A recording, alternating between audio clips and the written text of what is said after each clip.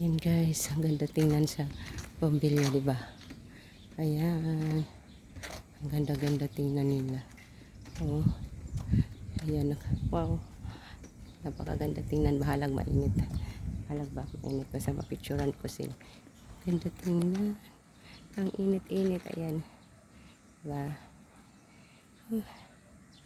Ayan. Hello. Yan ang kulay niya maganda kapag ano siya. Lalo siyang gumaganda kung ano ang titigan mo. Yan ang tawag sa aming bundil. Yan ang tawag sa amin. Diyan natin.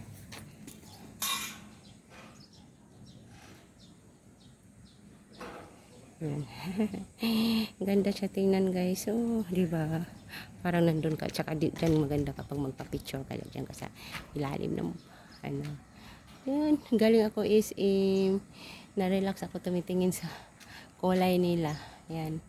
Ang ganda tingnan. Naglalakad ako galing SM guys. Ang init ng panahon. Pero kapag makita mo yung ano, kulay nila, ma-relax na wala yung init at naramdaman ko, sobrang init talaga sa buong Pilipinas. And thank you so much. Follower, I love you so much. God bless. Enjoy life lang tayo mga lalabs. Yan, kapag makita mo yan, i-safin nyo, wala kang problema. Problema isa yaw kapag makita mo, love you, mama, next time. Enjoy, love you, God bless. Babu.